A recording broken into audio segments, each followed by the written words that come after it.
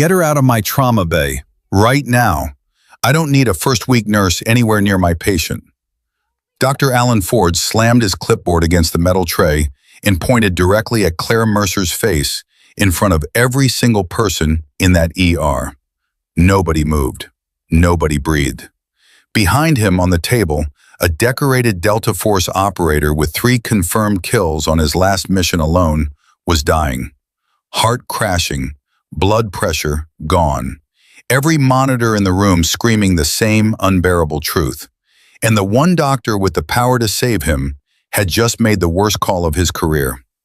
Before we go any further, if this story moves you, please subscribe to this channel and follow along all the way to the end. Drop a comment and tell me what city you're watching from. I want to see exactly how far this story travels. Claire Mercer had done harder things than show up to a new job. She reminded herself of that at 6:54 in the morning, 6 minutes before her first shift at Riverside Veterans Medical Center in Houston, Texas, when she adjusted the strap of her bag, checked her watch, and walked through the sliding glass doors without looking left or right. She did not stop at the photographs of decorated veterans lining the corridor walls. She did not pause at the lobby directory. She walked straight to the nurse's station on the ground floor and presented herself exactly as she was supposed to be. Lena Foster had been that name in Virginia. Claire Mercer was this name, in this city, in these scrubs, with a nursing license and a history that was clean in the way that only deliberately manufactured histories were clean. A younger nurse at the desk looked up. Her name tag said Priya.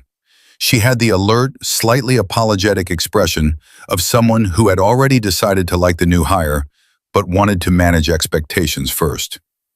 "You must be Claire. Welcome to the zoo." She slid a lanyard across the counter. "Fair warning, Dr. Ford is running trauma today, and he's already in a mood." "What kind of mood?" Claire asked. Priya leaned in. "The kind where he made a second-year resident cry in the supply room last Thursday. Just stay out of his way, do your charts, don't try to impress anyone. That's the survival rule here."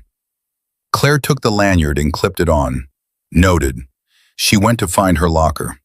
Riverside Veterans Medical Center served the surrounding military installations, the families of active duty personnel, and veterans from across 4 counties. It saw things that civilian hospitals never encountered: combat injuries that had been mismanaged overseas, PTSD episodes that arrived without warning and left wreckage in their wake, soldiers transported from overseas bases who had been kept alive by field medics running on instinct and whatever supplies happened to be on the bird. The staff moved through the chaos without discussion. They wore it the way other people wore name tags. Claire moved through her first morning without incident. She updated charts, changed dressings, took vitals, answered questions with the particular calm of someone who had operated in environments where calm was not a preference, but a survival mechanism. She did not rush. She did not stumble. She did not explain herself. A senior nurse named Marcus Shaw watched her from the far end of the hallway for nearly 20 minutes before walking over and crossing his arms. He was in his late 30s, built solid, with the kind of face that had done a previous job before this one. His eyes were the specific kind of careful that came from years of seeing people perform competence and learning to distinguish it from the real thing. "You've done this before," he said. It was not a question. "Done what?" Claire replied, not looking up from the IV line she was adjusting. "This, all of it. You move like someone who's worked trauma before." "I had good training," she said simply. Marcus studied her for a moment longer. Then he nodded once and walked away. He didn't push. There was something about Claire Mercer that made people instinctively understand that pushing was not going to get them anywhere useful. By noon, the ER had processed 16 patients. Minor fractures, a burn case, 2 men presenting with concussion symptoms from a sparring accident at the base gym, and a retired staff sergeant with a blood pressure reading that had no business being that high in a man his age. Standard Tuesday at Riverside. Then the radio crackled. Claire was at the nurse's station when the call came in. She heard the words before most of the staff had fully registered them. Military transport inbound, multiple trauma casualties, ambush on a convoy, ETA 9 minutes. She set down the chart in her hand without a word and began moving toward the trauma bay. Marcus caught her by the elbow. New nurses don't go into trauma their first week. That's policy. I know the policy, Claire said. Then you know you stay out here and assist triage. She looked at him steadily. Understood. She stayed at her station, but she did not stop watching the doors. The first ambulance arrived in 8 minutes, then the second. Then a military transport van that pulled in sideways and discharged 3 medics who were already shouting before they hit the pavement. The ER flooded instantly. Doctors running, nurses calling out blood types, residents scrambling to keep pace with the incoming volume. 6 patients, 4 serious, 2 critical. Claire moved through the intake area the way water moved through a channel, quiet and efficient and unremarkable to anyone who wasn't watching closely. She took information, related to the right people, kept the flow from becoming a flood. She flagged the soldier in Bay 2 who was masking his pain with absolute stillness and needed a second assessment. She flagged the medic standing against the far wall whose eyes weren't tracking correctly, a head injury nobody had caught. She moved on without being thanked. She didn't need to be thanked. It was in the third wave that the gurney came through. She heard him before she saw him, not because he was loud, but because the medics surrounding him were. He coded twice in the field. We got him back both times, but his pressures have been dropping for 22 minutes. GSW to the chest, possible tension pneumo. Blood loss is significant. The medic closest to the door was a young woman with dried blood on her gloves, and the specific set of someone who had been holding herself together through pure professional obligation for the last 45 minutes. She grabbed the nearest available doctor by the arm. He's Delta, Special Warfare. His name is Cross, Master Sergeant Nathan Cross. The trauma team swarmed. Dr. Alan Ford was already there, already calling out orders, his voice filling the bay like a physical thing. He was a tall man in his late 50s, gray at the temples, with the kind of authority that came from 3 decades of saving lives, and the kind of arrogance that came from knowing it and never having been given a real reason to reconsider. He pointed, he directed, he did not ask. Claire stopped just outside the trauma bay entrance. She should not have been there. Her station was 30 feet back, but something had carried her forward without permission, and now she stood at the edge of the controlled chaos and watched the man on the gurney with a stillness that had nothing to do with calm and everything to do with recognition. Nathan Cross was built like someone who had spent a significant portion of his adult life carrying heavy things at speed under fire. Broad shoulders, jaw set even in unconsciousness. His color was wrong. His breathing had a shallow, mechanical quality that she had seen before and knew the name of immediately. His chest wound had been packed in the field, but something had shifted. She could see it in the angle of his neck, the faint deviation in his trachea. Tension pneumothorax building on the left side, the kind that would stop his heart faster than the blood loss. Pressure's dropping, someone called out. 70/40. Push another unit, Ford said. Where's the chest x-ray? 2 minutes out. We don't have 2 minutes. Get me the ultrasound. Claire took one step into the doorway and stopped herself. She watched the ultrasound wand move across Nathan's chest. She watched Ford study the image and exhale through his nose with the specific frustration of a man who was seeing something he didn't fully like, but hadn't yet identified. She watched the resident beside him look at the same image and say nothing, because he didn't know what he was looking at. And she watched the monitor above the bed begin trending in the wrong direction, with the quiet insistence of a machine that did not care about anyone's feelings. He's not perfusing adequately, Ford said, mostly to himself.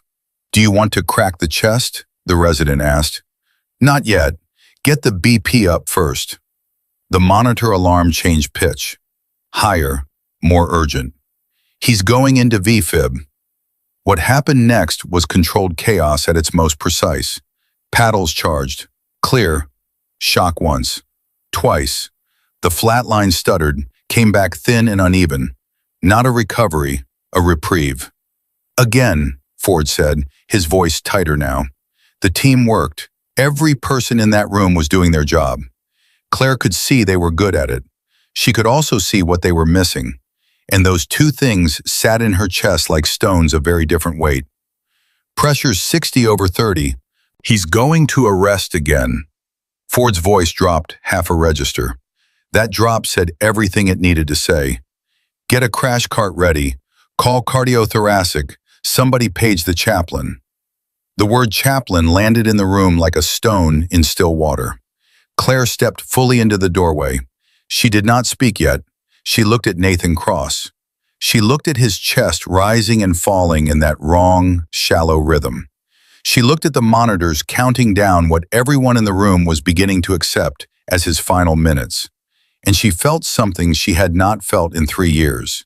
Not panic, not fear, something colder and more precise than either of those things. Certainty. He is not gone. The words were not loud. She did not shout them, but they cut through the room with a clarity that made 3 people turn around simultaneously, including Ford. He looked at her for exactly 2 seconds before his face went flat. Who are you? Claire Mercer, nursing staff. You're not cleared for trauma. Get out of my bay.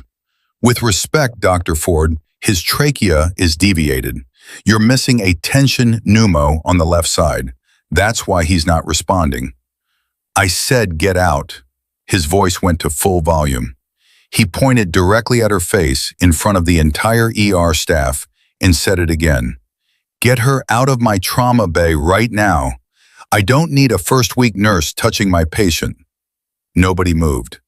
Not because they agreed with her, not because they disagreed with him, but because something in the way she had spoken, that quiet, iron certainty, had frozen the room in a way that his authority could not immediately thaw. Ford stepped toward her. This is not a request. You walk out that door right now or I will have you removed from this hospital today. Do you understand me?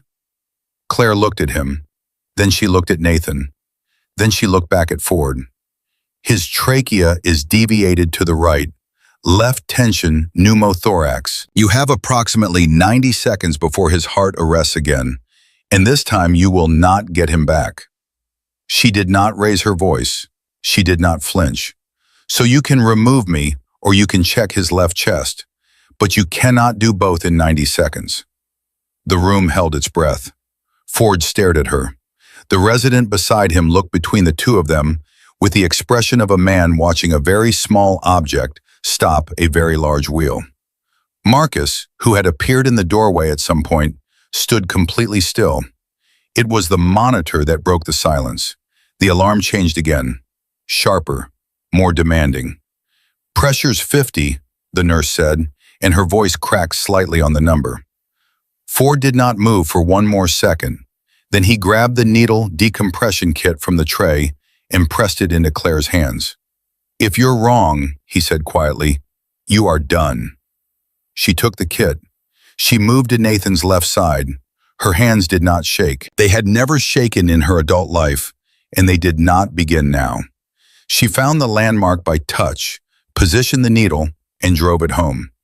The hiss of escaping air was immediate and unmistakable.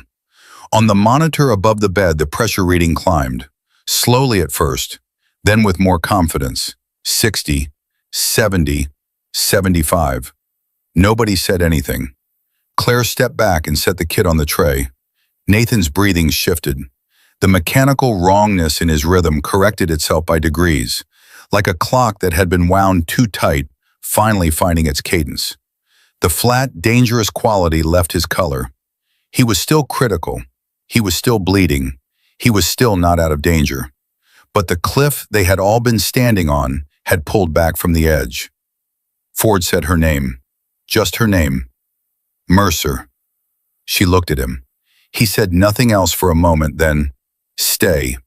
She stayed. For the next 38 minutes, she worked alongside the trauma team in a way that nobody who had watched her quiet morning could have anticipated. She did not take over. She did not push Ford aside. But when she saw something, she said it. And every time she said it, she was right. The vasopressor dosage that needed adjusting. The position change for better venous return. The specific way to repack the chest wound that the field medic had compressed at an angle that was slowly working against itself. The young resident whose name tag read, Dr. Yates, watched her hands with an expression somewhere between confusion and awe. "Where did you train?" he asked during a brief pause. "Field rotations," Claire said. "Where?" She did not answer. Nathan Cross stabilized at the 41-minute mark. Not recovered. He would need surgery, monitoring, time, but stabilized. His heart rate returned to a rhythm the machines could read without alarm. His pressure held. His breathing deepened. His color came back in small degrees, the way dawn arrives incrementally after a very long night. Ford stepped back from the bed. He pulled off his gloves slowly and looked at the man on the gurney, then at the woman standing on the other side of him. Something had shifted in his expression. Some layer of professional granite had cracked just slightly, and what was underneath it was not anger. "Give us a minute," he said. The team moved out in small clusters, voices low, adrenaline metabolizing into something closer to exhaustion and disbelief. Marcus went with them but stopped at the doorway and looked back at Claire once before leaving. When the room cleared, Ford walked to where she stood and stopped about 2 feet away. He was a tall man. She was not short. They looked at each other on level ground. "Your file says you graduated from the nursing program at Jefferson Health 14 months ago," he said. "That's correct. It also says you have no prior medical experience before that." "Also correct." He studied her for a moment. "The needle decompression you just performed was textbook TCCC, Tactical Combat Casualty Care. That is not taught in any nursing program." Claire said nothing. "The repacking technique you used on the chest wound is a special operations modification. I have only seen it done by combat medics who trained with JSOC." He paused. "Where did you serve?" The room was quiet. The monitors beeped steadily. Nathan Cross breathed in and out in a rhythm that 20 minutes ago nobody had expected him to still be breathing. Claire looked at Ford for a long moment. Then she looked at Nathan. "He needs a surgical consult within the next 4 hours," she said. "The bleeding from the subclavian branch won't hold with packing alone. His left lung will need monitoring for re-expansion pulmonary edema. Someone should be checking breath sounds every 30 minutes. Ford let the question go. "For now. I'll get thoracic on the phone," he said quietly. He walked to the door, paused with his hand on the frame, and without turning around said, "Good call on the pneumo, Mercer." It was not an apology. It was not a full acknowledgement of anything. But from a man like Alan Ford, those 7 words were more than most people in that ER had ever received. Claire pulled a chair to the side of Nathan's bed and sat down. She looked at his face, still pale, still marked by the trauma of the last several hours, but breathing. Undeniably, stubbornly breathing. His hands lay at his sides on the white sheet. The right one had a small burn scar behind the ear that was partially visible where his head had turned. She gave no visible indication that she recognized it, but she did. She knew exactly what kind of field incident left that specific pattern of scarring. She knew the region where it happened. She had read the debrief. She had been the one, in a different life, under a different name, who had assessed the operational risk of the mission that produced it. She folded her hands in her lap and watched the monitor tick through his heart rate. Steady, persistent. Outside the bay, she could hear the ER reassembling itself after the storm. Inside the bay, there was only the soft insistence of the machines and the man on the bed and the woman sitting beside him. Claire reached into the breast pocket of her scrubs and found nothing there. She was not surprised. She had stopped carrying certain things a long time ago. But for a moment, her fingers rested against her chest over the empty pocket as if something might materialize from habit alone. Nathan Cross did not open his eyes. He lay still and alive, with the particular stubborn vitality of a man whose body had refused at every available opportunity to stop. Claire sat with him and said nothing. Dr. Yates appeared in the doorway 15 minutes later. He held a tablet against his chest and looked at Claire with the earnest, barely controlled curiosity of a first-year resident who had just seen something he didn't have a category for. Thoracic is on the way down, about 40 minutes out. Good, Claire said. Yates didn't leave. Can I ask you something? You can ask. He shifted his weight. When Dr. Ford told you to leave, you didn't leave. He said it like someone who had been turning the fact over in his mind and could not find the angle that made sense. Most people would have left. Claire considered this for a moment. Most people, she said, weren't looking at what I was looking at. She glanced at Nathan, which was a man who wasn't ready to die. Yates stood in the doorway for another moment. Then he nodded the way young doctors nodded when they were storing something away for later, and quietly left. Claire turned back to the bed. She looked at the burn scar. She looked at the line of his jaw, the particular set of his shoulders, even in unconsciousness. She looked at the small details that only meant something to someone who knew what they were looking at. Then she leaned slightly forward in the chair, rested her forearms on her knees, and in a voice barely above a breath, low enough that no microphone in the room would have captured it, quiet enough that only the person she was speaking to could possibly hear, she said 2 words. Falcon. Wren. Not his name, his call sign, and hers, both of them, together, spoken into the air above his face like something between a command and a proof of existence. On the monitor, his heart rate, steady and flat in the way of the deeply unconscious, shifted. Just slightly. Just enough. The line moved with a little more intention, a little more push, as if something underneath the surface had heard its name called and turned its face toward the sound. Claire sat back. She said nothing else. She folded her hands and waited. The machines beeped on. Sergeant Nathan Cross breathed. And in the space between the 2 words she had whispered and the answer the monitor had given her, something that had been closed for 3 years opened just far enough to let the cold air in. Marcus was still standing in the doorway when Claire looked up. He had not left the way the others had. He had stepped back, yes, but not far enough. And the expression on his face was the particular kind of careful that people wore when they were rewriting something they thought they already understood. He had his arms crossed and his jaw set, and his eyes moving between her and the monitor above Nathan's bed, with the slow, deliberate attention of a man who was doing math in his head and not entirely liking the answer. "How long have you been sitting there?" he asked. "Since Ford cleared the room." "That was 18 minutes ago." "I know." He came the rest of the way in and stopped at the foot of the bed. He looked at Nathan Cross the way nurses looked at patients they were genuinely concerned about, checking color, checking chest rise, reading the body before reading the machine. Then he looked at Claire. "How did you know?" "The pneumo. Ford had the ultrasound. He had the x-ray pending. He had a full trauma team. And you walked in off the floor and called it in under 30 seconds. 3 millimeter tracheal deviation," Claire said. "You have to know what you're looking for." "And you knew." "Yes." Marcus uncrossed his arms and crossed them again. "Your file says Jefferson Health. 14 months ago." He paused. "Jefferson doesn't produce nurses who can do needle decompression in 45 seconds with the landmark precision of a trauma surgeon. So I'm going to ask you something, and I want a straight answer." He held her gaze. "Where did you actually train?"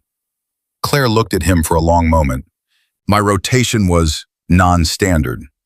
"Non-standard," he repeated slowly, like the word had a flavor he wasn't sure about. "That's not an answer." "It's the answer I have right now," she said. "I'll be at the debrief Ford asked for. 20 minutes. Something moved behind Marcus's eyes. Not anger, not distrust exactly, more like the specific frustration of a man who had hit a wall and was deciding whether the bruise was worth it. He looked at Nathan one more time. Then he walked out, his footsteps steady and deliberate down the hallway, and the bay was quiet again. 39 minutes after Claire had whispered the 2 call signs into the air above his face, Nathan Cross's eyes moved. Not opened, moved. The lids shifted, the muscles beneath them contracting in the stuttering, heavy way of someone fighting up from a very deep place. His right hand flexed against the sheet, fingers curling and releasing, reaching for something he couldn't locate. Claire leaned forward. Cross, her voice was low and left no room for ambiguity. You are in a hospital. You are safe. Do not pull at anything. His head moved slightly to the left. Don't move your head, she said, same voice, calm as poured concrete. His hand on the sheet went still. His blood pressure on the monitor held at 88/54. Not good, but not the catastrophe it had been 50 minutes ago. His oxygen sat at 91% and was climbing by fractions. His body was doing the work. The ugly, grinding, stubborn work of choosing to stay. Claire watched it happen with an expression a stranger would have read as clinical detachment. It was the opposite. She was holding herself extremely still because she was feeling a great deal. She had learned to do that in places where feeling anything openly was a liability. You compressed it, filed it somewhere pressurized and internal. You kept your hands steady and your voice flat, and you did the work directly in front of you. Afterward, alone, you let it out in whatever small and private way you could manage. She had not expected to need that particular skill again. Not here, not in Houston, in Scrubs, on a Tuesday. Dr. Yates came back at the 20-minute mark, this time with a thoracic surgeon behind him. Her name was Dr. Sandra Park. She was compact, late 40s, moving with the brisk economy of someone who billed by the quarter hour and meant it. She looked at the chart on Yates's tablet, looked at the patient, looked at Claire still sitting beside the bed, and then looked back at Yates. This is the nurse who decompressed him? Yes. Park looked at Claire again. A different kind of looking. Not evaluation from superior to subordinate, something more horizontal. Professional recognition. One practitioner reading another across a shared frame of reference. Good call on the timing, she said. Another 4 minutes in tension, and his mediastinum would have herniated. We would be having a very different conversation right now. I know, Claire said. Park's mouth curved slightly, not quite a smile.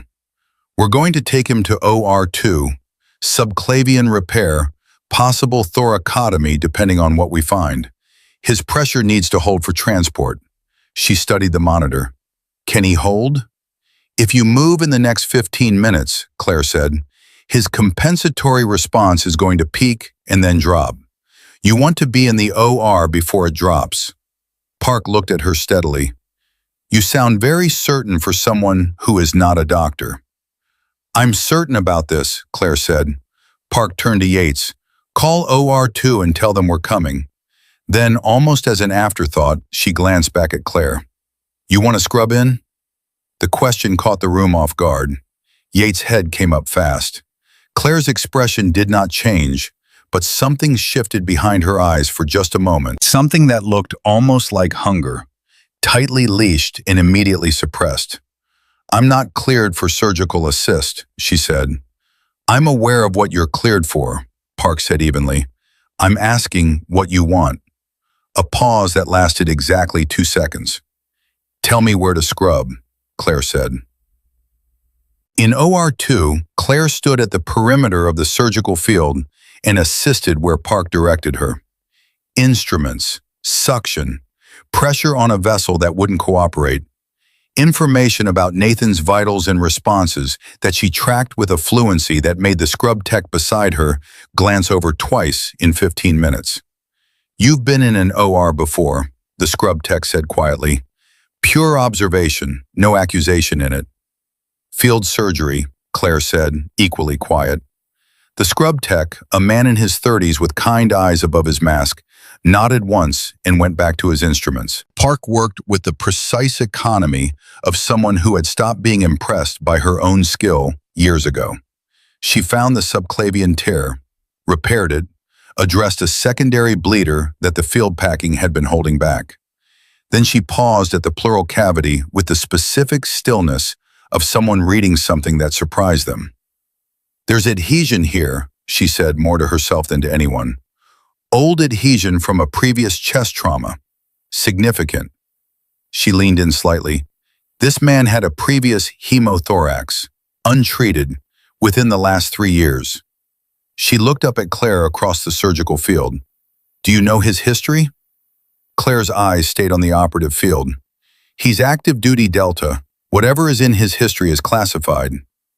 "Well," Park said, returning to the repair, "whatever classified thing happened to his chest, someone kept him alive through it without adequate facilities.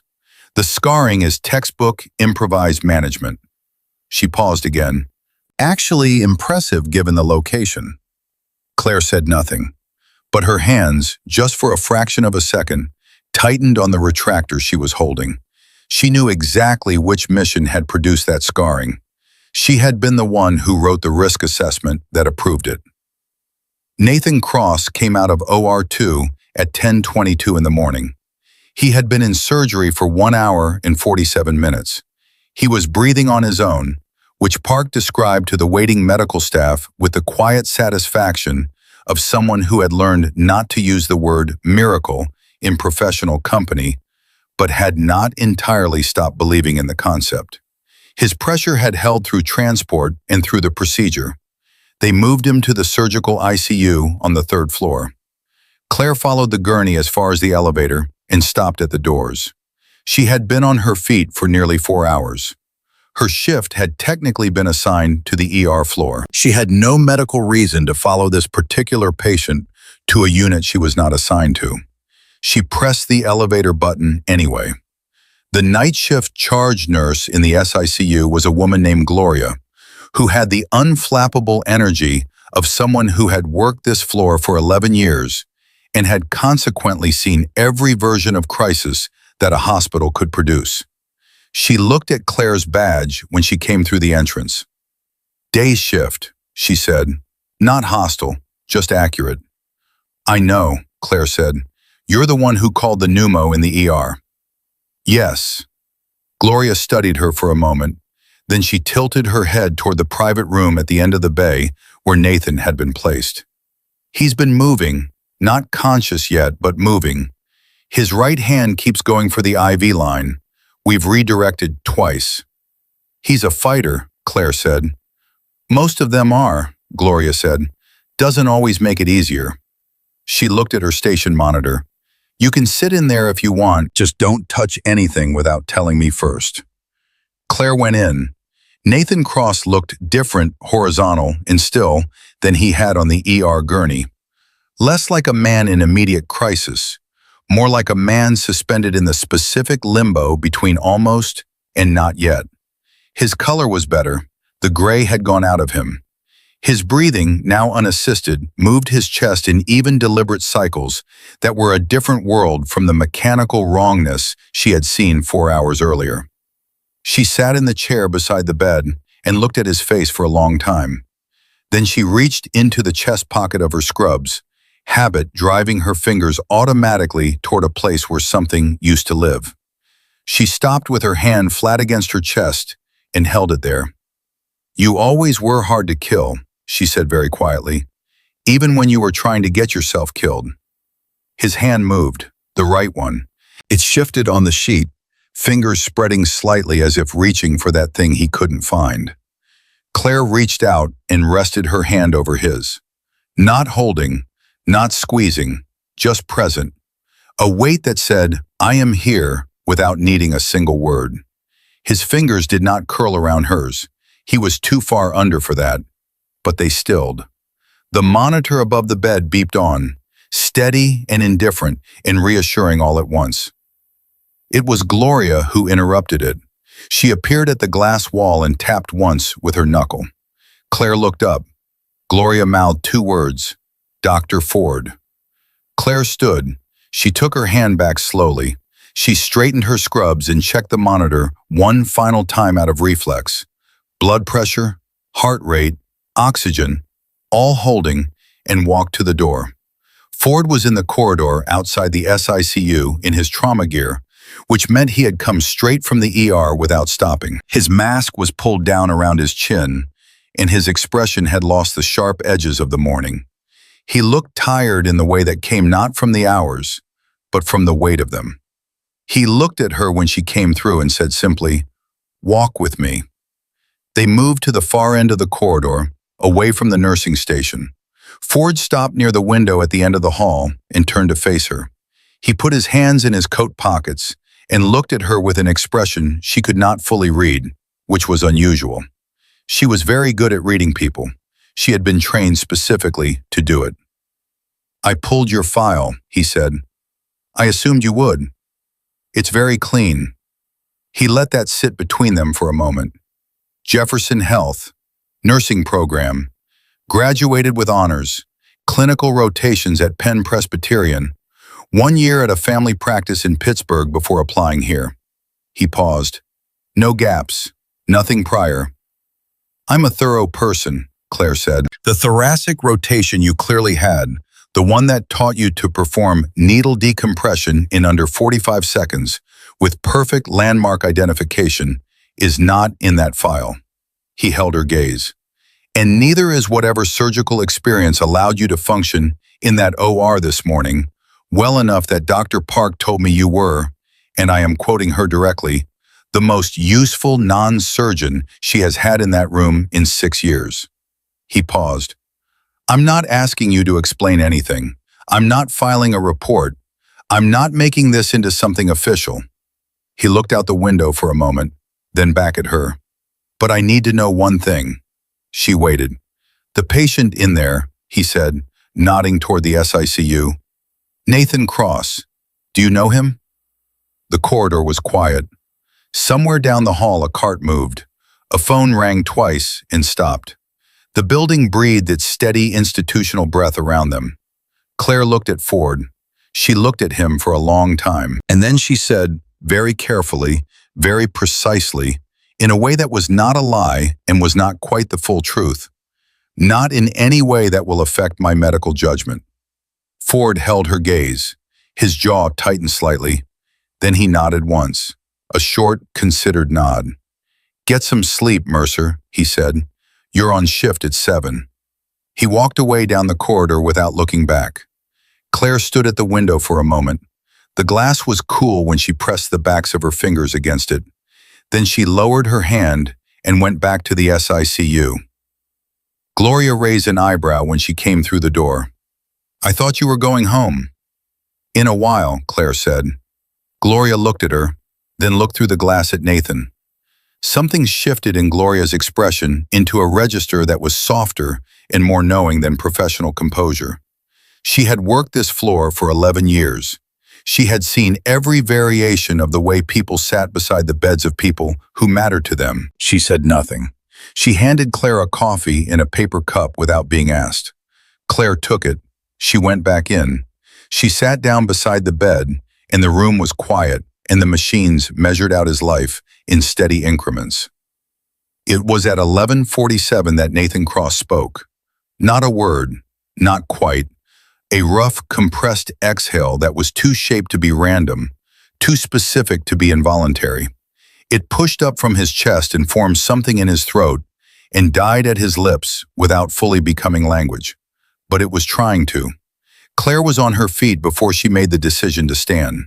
She leaned over the bed. Cross. His eyelids pushed upward with the heavy, effortful movement of someone fighting up from somewhere very far down. "Cross," she said again, steady, anchoring. "You're at Riverside Veterans Medical. You're post-op. You need to stay still." His lips moved. A sound came out of him that was rough and scraped and almost incomprehensible. Almost. Claire heard it. She had spent years training herself to hear things that almost weren't there. He said, or tried to say, one word. Ren. Not her name, not Claire, the name that was not on any file. The name buried in classified documentation in a building in Arlington with a different address than this one. The name that no one in this hospital had spoken, that no one in this hospital knew, that she had not heard in 3 years. Her throat tightened. It was involuntary and immediate, and she controlled it in about 2 seconds, which was as fast as she could manage. She leaned in close enough that her voice would carry only as far as his ear. "I'm here," she said. "You're safe. Don't talk." His hand moved on the sheet, reaching. She put her hand over it. This time his fingers curled. Gloria appeared at the glass. Claire held up one hand without turning around. The signal was unmistakable. "Give me a moment." Gloria stopped where she was. Nathan's grip was weak, barely there, but it was there. His fingers wrapped around 2 of hers with a deliberateness that could not be mistaken for reflex, and his chest rose and fell with a steadiness that was different from the mechanical steadiness of an unconscious body. He was coming up from the deep place slowly, the way a man surfaces from water when he has finally decided he wants the air. His eyelids pushed upward one more time, and this time they opened. His eyes were a dark, clear brown, and they were clouded with sedation and pain and the specific confusion of a man who did not know where he was, only that he had been somewhere else a moment before. They moved across the ceiling, moved to the equipment, moved to the white wall, and then they found her and stopped. The confusion did not leave his face, but something else entered it, something that ran deeper than confusion and quieter than recognition and more complicated than either. His lips moved. "You're supposed to be gone," he said. His voice was wrecked, barely there, but the words were deliberate. "I know," Claire said. "You're real." "I'm real." He looked at her for another moment. Then his eyes closed with the specific, exhausted deliberateness of a man who had confirmed the one thing he needed to confirm and could now afford to rest. His grip on her fingers did not loosen. She did not pull away. Gloria came in quietly and made her notations and checked the monitors and did all of it with a professional silence that was deliberate and respectful. When she left, she pulled the door closed behind her with a particular gentleness that said more than any words that she understood, even if she could not have explained exactly what she understood. Claire sat with Nathan Cross for 40 more minutes. She sat until his vitals had held through 2 complete monitoring cycles, until his grip on her fingers had finally loosened into the steady release of genuine healing sleep, until she was certain, with the certainty she had spent a decade learning to trust, that he would make it through the night. Then she stood. She straightened her scrubs. She looked at his face one last time, and she walked out. At the elevator, she pressed the button for the ground floor and stepped in and turned to face the closing doors and let out one slow, controlled breath. Just one, the kind that carries more than air. The elevator descended. In the SICU behind her, Nathan Cross slept. His grip on the sheet was loose and open. His chest rose and fell with the steady, stubborn insistence of a body that had refused, at every single available moment, to stop. But somewhere across the city, in a building with a secure communications room and a wall of monitors and a staffing roster that did not appear in any public directory, a name had just appeared on a screen. Not Claire Mercer, the other name. The one Nathan Cross had said out loud in a hospital room that almost certainly had recording equipment in it. And the woman monitoring that screen reached for her phone. She slept 4 hours and 30 minutes. Not because that was enough, but because that was what her body allowed before it pulled her back at 5:22 in the morning with the same internal alarm that had been waking her at odd hours for the better part of a decade. No gradual drift toward consciousness, no slow warming into the day, just darkness and then full awareness, like a switch thrown by a hand she couldn't see. She lay still for exactly 30 seconds in the dark of the on-call room she had borrowed from a resident who owed Marcus a favor. She listened to the building around her, the low electrical hum beneath everything, the distant rhythm of carts and footsteps, and the occasional intercom. A sound that was not peaceful exactly, but was consistent. And consistency was something she knew how to live inside. Then she got up, washed her face, put her scrubs back on, took the stairs to the third floor. Gloria was still at her station. The night had not thrown anything catastrophic at the SICU in the hours Claire had been gone. Gloria looked up when the stairwell door opened, registered Claire, and went back to her paperwork without a word. Her coffee cup sat beside her keyboard, recently refilled. Claire stopped at the glass wall of room 1. Nathan was awake, not sitting up. He didn't have the strength for that, and the chest tubes running out of his left side made the position impractical anyway. But his eyes were open and tracking, and his right hand rested on his sternum in the deliberate way of a man who had placed it there himself, consciously, recently. His head was turned slightly toward the door. He was already looking at her when she came in. "You stayed," he said. His voice still carried the wreckage of the breathing tube and the anesthesia, but it had more body to it than it had at 11:47 the previous night. "I went home," she said. "You came back. I'm on shift at 7. She moved to the chair beside the bed and checked the monitor before she sat down. Blood pressure, 94/61. Heart rate, 68. Oxygen, 93 and holding. Better. Still not good. But better was the only direction that mattered right now. He watched her check the numbers. Something moved across his face that was not quite a smile, but occupied the same neighborhood. "Still doing that," he said. "Doing what?" "Reading the room before you say anything." She sat down and looked at him directly. "How's your pain?" "Manageable," he said.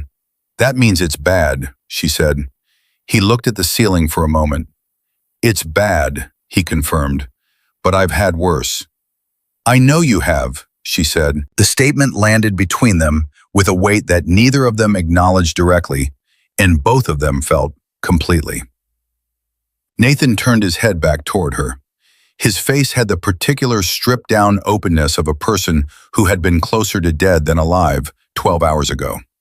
The armor that people who did their kind of work built around themselves over years, the reflexive deflection, the dry humor deployed as distance, that armor was temporarily offline. Metabolized by surgery and sedation, and the specific vulnerability of a body that was still deciding how committed it was to staying. "First day," he said finally. Not a question. He was processing. "Yes. And I came in." "You came in," she said. "What are the odds?" "Statistically very low," she said, "but not zero." Clearly not zero. He exhaled carefully through his nose, navigating around the pain in his chest with practiced precision. "Are you going to tell me it's a coincidence?" "No," she said. "I'm going to tell you it doesn't matter what it is.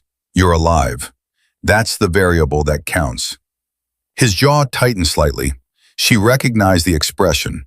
He was working towards something and hadn't arrived yet. She had learned a long time ago that the only productive thing to do when Nathan Cross was working towards something was to let him work. "You called both signs," he said finally, "in the ER, before I came up." "I called your name," she said carefully. "You called both signs," he repeated. "Specific, deliberate, Falcon and Wren. I heard it. I don't know where I was, but I heard it. It was the only thing that got through." He paused. "Nobody here knows those signs. Nobody here knows you had one." She held his gaze. "No," he said. He closed his eyes. Not sleeping. The quality of the stillness was different. Processing. The way a person processes something large when the body doesn't have the capacity to help the mind carry it. His right hand pressed slightly against his own chest. "How long?" he said, eyes still closed. "How long what? How long have you been out?" 3 years, she said. He opened his eyes. The specific weight in his expression told her he had already suspected the number. "The program," he said carefully. The word program was doing significant work in that sentence, standing in for a great deal that could not be said plainly in a room with glass walls. Yes, she said. I asked to walk. There's a difference between asking and being pushed. Why? She looked at her hands for a moment, then back at him. Because I was good at it, she said, and being good at it was making me someone I didn't want to be. The room held that statement for a moment. Nathan Cross had spent enough years in the work to understand what she meant, without requiring elaboration. He did not perform understanding, he simply had it. She had always valued that about him. Does anyone here know? He asked. No, Ford suspects something. He's smart enough not to push yet. Yet, Nathan said. Yet, she agreed. He was quiet for a moment. Then, I need to tell you something. The specific weight in those 5 words made Claire's attention sharpen in a way that had nothing to do with nursing. She did not visibly change. She simply became more still. 6:08 a.m. The convoy, Nathan said. His voice had dropped, not in volume, in register. The difference between a man talking and a man briefing. It wasn't random. Claire felt something move through her chest, cold and precise. How certain? 3 ambush points across a 4-mile stretch, he said. They knew our route. They knew our timing. They knew our rotation, and they knew the gap in our air support coverage. He paused. Someone sold us. You reported this. I filed what I could before they put me on the transport. His jaw tightened. But there's a problem. One of the names at the top of my intelligence distribution chain is someone above my visibility level. Someone with enough access to make my report disappear if they want to. Claire stared at him. The monitoring equipment beeped on, indifferent and steady. Somewhere outside the room, a cart went by in the hallway. The sound of it was very ordinary and very far away from what was being said inside this room. You're telling me this now, she said. Here. I'm telling you this now because I don't know how long I have before someone in a uniform I'm supposed to trust shows up and tells me my official debrief is starting. He looked at her steadily. And because you're the only person in this building who I know for certain is not on anyone's list. The weight of what he was handing her settled across her shoulders like something physical. She looked at him. She looked at the chest tubes running out of his side and the IV lines in his arm and the monitor reading out his blood pressure in clean, uncomplicated numbers. And she thought about the quiet she had built for herself, the careful, deliberate quiet of a life that was small and controlled and safe. And she felt it shifting under her the way ground shifts before it decides to become a different shape. Who knows you're here, she said. Specifically, which hospital? The transport medics, my command, and whoever command told. Which could include the person on your list. Which could include the person on my list, he said. She stood up, not abruptly, deliberately, the way you stand when a decision has already been made and your body is simply catching up. I need you to rest, she said. I need your pressure to come up and your oxygen to improve and your surgical sites to hold. And none of that happens if you're running your cortisol through the ceiling. So right now you are going to stop talking and close your eyes. Claire, that's not a request, she said. Same voice she had used in the ER. Same quiet iron. You called me in. I'm here. But you don't get to ask me to function if you won't let me take care of you first. So lie back and let your body do its work. He looked at her for a long moment. Then slowly, with the careful deliberateness of a man navigating significant pain, he settled back against the pillow. You always were better at the authority thing than you let on, he said. Sleep, she said. He closed his eyes. She stood beside the bed until his breathing evened out. Then she walked out of the room with a pace that gave absolutely nothing away.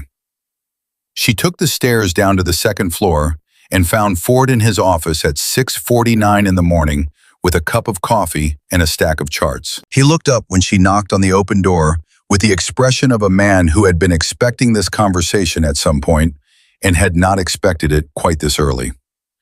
"I need access to the administrative annex terminal on the 3rd floor," she said. He set down his coffee. "That terminal is for sensitive patient record reviews. It requires my authorization." "I know. This is about Cross," he said. "It's about patient welfare," she said. He looked at her steadily across the desk. The morning light was thin and institutional, and it caught the gray at his temples and the deep lines around his eyes. He looked like what he was, a man who had spent 30 years in rooms where things were decided, and who had developed an extremely finely calibrated sense for when a conversation was about something larger than its surface. "I need the terminal," she said. "I'm not going to tell you more than that right now, but I'm asking you to trust me based on yesterday." The room was quiet. Ford picked up his coffee, set it back down without drinking, picked up a pen, clicked it twice, put it down. Small movements that in a man like him were the equivalent of a long and complicated internal argument conducted at speed. Then he opened his desk drawer, took out a key card, and held it out. She took it. "Whatever is happening," he said quietly, "you are still a nurse in my department. The moment it crosses into anything that puts my patients or my staff at risk, you tell me." "Agreed," she said. She went to the annex. The terminal took her 6 minutes. She was not a cyber specialist. That had never been her primary skill, but she had been trained in enough adjacent disciplines to know how to find the shape of a thing without touching it directly, to look at the outline of information rather than the information itself, and read what the outline said. What the outline said at 7:03 in the morning in that small room on the 3rd floor of Riverside Veterans Medical Center was not good. The convoy that Nathan's team had been riding was part of a rotation classified at a level requiring specific command authorization to access. The route had been generated 72 hours before the mission and pushed through a distribution chain with 6 points. 6 people or 6 departments who had the timing, the route, and the team composition. The ambush had been placed with a precision that narrowed the leak to someone who had received the full distribution. Not a partial brief, all of it. She found the distribution list. She found the name. She sat with it for 30 seconds. Colonel Diane Hartwell, Defense Intelligence Agency, Senior Operational Command. The woman who had recruited Claire Mercer, then known by a different name, into the program 11 years ago. The woman who had signed her exit paperwork 3 years ago with a firm handshake and a look that said she understood and respected the decision. The woman whose authorization stamp was on every document in Nathan's convoy package. Route, timing, team composition, air support rotation, all of it. Claire logged out, put the key card in her pocket, walked to the window at the end of the 3rd floor corridor, and pressed the backs of her fingers against the cool glass. She breathed once, slow and controlled and private. Hartwell had been in the room when the program was built. She knew every exit. She knew every name. She knew what Wren looked like and where Wren had gone, and she had known for 3 years exactly where to find her if she ever needed to. The question was whether Hartwell knew Claire was in this building right now, and the answer to that question had arrived approximately 6 minutes ago when she found the distribution list, because a woman with Hartwell's access did not leave distributions unmonitored, which meant that the moment Nathan Cross had been transported to Riverside Veterans Medical Center, Hartwell had known. And the moment Nathan Cross had said the word Wren, in a room that almost certainly had passive recording capability, Hartwell had known that too. Claire took out her phone, looked at it, put it back. The contacts in her phone were the contacts of Claire Mercer, nurse. Claire Mercer did not have the number she needed. She had burned those numbers 3 years ago with the specific intention of never needing them again. She thought about that for exactly as long as she could afford, which was about 15 seconds. Then she stopped thinking about it and started thinking about what she did have. She had the hospital. She had Ford. She had a SICU with one entrance and glass walls and a charge nurse who had worked overnight without flinching and had the instincts of someone who had seen the full spectrum of what could go wrong in a facility that served active military. She had Nathan, who was alive. She had herself. It had been enough before. She pushed off the window and walked back toward the SICU. Marcus arrived for the day shift and found Claire at the third-floor nurses' station reviewing Nathan's overnight chart. He stopped beside her. "Your assignment sheet has you in the ER. I need to be here this morning," she said. "The ER needs bodies." She looked at him directly. "You've known something was off since yesterday morning, since you watched me in the corridor before the transport came in. You know I'm not a regular new hire." He said nothing. "I'm not asking you to understand everything," she said. "I'm asking you to trust the part you've already seen. Whatever I am, I kept that man alive yesterday, and I need to be close to him today." Marcus looked at the chart in her hands, looked at her face, looked at the door to room 1, where through the glass they could both see Nathan lying still, with the monitors reading their patient truth above his head. Then he looked back at her and said, "I'll cover your ER slot until noon. After that, I need an explanation." "By noon," Claire said, "I'll have one." He gave her one more long look and walked toward the elevator. She was at Nathan's bedside doing the 8 o'clock blood draw when Priya called up from the ground floor desk. Her voice had a careful quality that caught Claire's attention, the way a quiet sound caught attention more reliably than a loud one. "There's someone at the front desk," Priya said. "He says he's from Cross's command. He's asking for the attending physician and the room number." Claire's hand tightened on the phone. "What's his rank?" "He didn't give a rank," Priya said. "He showed his ID and asked who was treating the patient. Tell Dr. Ford right now before you send anyone up." "Okay, is everything?" "Tell Ford," Claire said. "Now." She put the phone down. She looked through the glass at Nathan. He was awake. His eyes were fixed on the ceiling, and in the set of his jaw and the tension visible across his shoulders, she could see that he had already felt something change in the frequency of the building. The way people who had spent years in dangerous places learned to feel things change before they understood what had changed. His eyes moved to the glass, found her. She held up one hand, flat palm facing him. The oldest signal in the world, "Stay still. I have this." He held her gaze for a long moment, then he gave the smallest possible nod. She called Ford directly. When he picked up on the second ring, she said 6 words in a voice that was completely flat. "Don't let him up here yet." Ford did not ask why. He did not remind her that he was the chief trauma surgeon and she was a first-week nurse. He said, "How long do you need?" She said, 20 minutes. He said, "You have 15, and hung up. She was already moving before the phone left her hand. She went to the supply room 2 doors down from the SICU. She found what she needed, which was not a weapon. She had not carried one in 3 years, but it was something, and something was all she had ever asked of what was available. She went back to the nurse's station and sat down and opened Nathan's chart and began writing, genuinely writing, updating the nursing notes with real vitals and real lab results, her hand moving steadily across the page. When she heard the elevator arrive, she did not look up. She heard the doors open.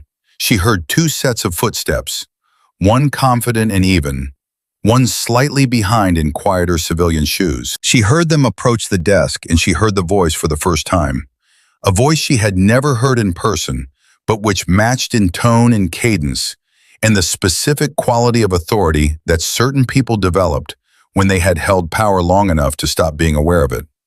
The voice she had constructed in her mind from 11 years of knowing the name attached to it. "I need to see the patient in room 1, Colonel Diane Hartwell said. "I'm his operational commander." Claire looked up. Hartwell was in her mid-50s, dressed in service uniform, not because protocol required it at a hospital visit, because uniform was a social technology, a way of walking into a room and immediately restructuring the power dynamics within it.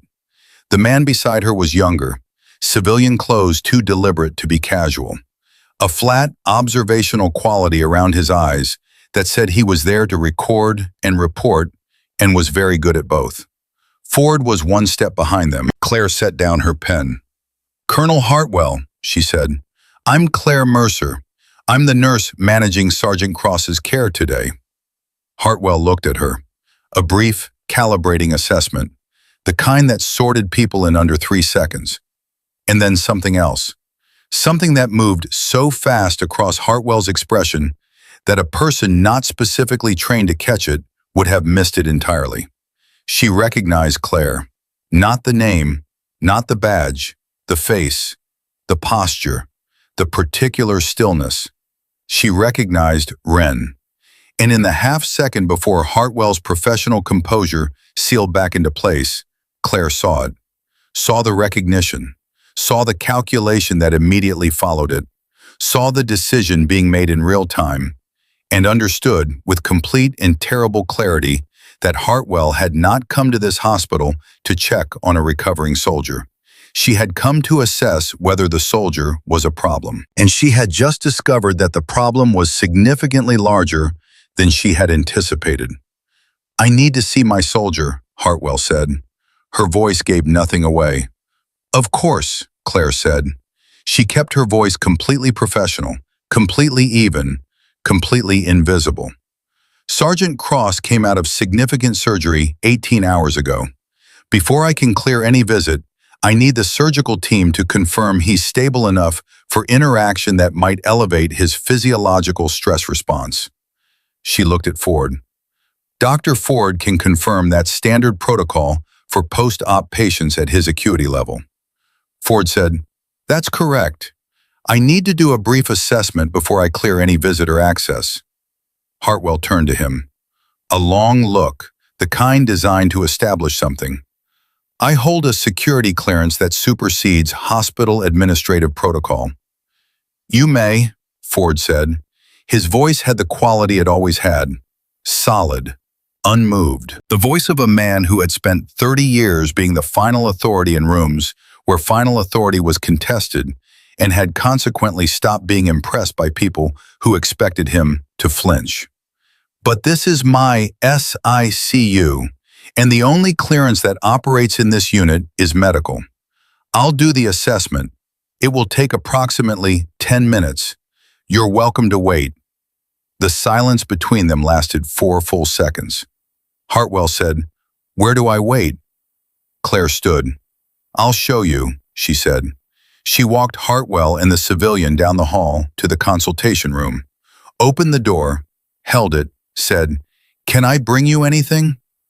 "Nothing," Hartwell said. She went in. The civilian went in. The door closed. Claire walked back to the nurse's station at a pace that was unhurried and professional and revealed absolutely nothing. Ford was already there, his back to the consultation room. She asked about his level of consciousness, he said quietly, specifically whether he's been lucid enough to give a statement. "That's what I expected," Claire said. "The man with her made a call the moment you turned your back. 30 seconds. Claire felt something tighten in the center of her chest. 30 seconds was enough. She made a decision the way she had been making decisions since she was 24 years old and first understood the weight of them. Not comfortable, not clean, but necessary. "What I'm about to tell you," she said to Ford, "is going to change what you know. Once you know it, you cannot unknow it. It may create professional risk for you. So I'm giving you the choice to walk away right now, and I will handle this without you." Ford looked at her for a long moment. "Tell me," he said. She told him. Not everything. Not the years before Riverside, not the program, not her call sign or Nathan's, but the shape of it, the convoy, the leak, the distribution list, the name on it. And the woman currently sitting 40 feet away in the consultation room who had not come to see a recovering soldier, but to confirm whether that soldier was a threat that needed to be managed somewhere outside the walls of this hospital. Ford listened without interrupting. His expression did not change in any way a casual observer would have noticed. But she was not a casual observer. She saw the progression, the initial processing, the resistance that came not from disbelief, but from the weight of believing.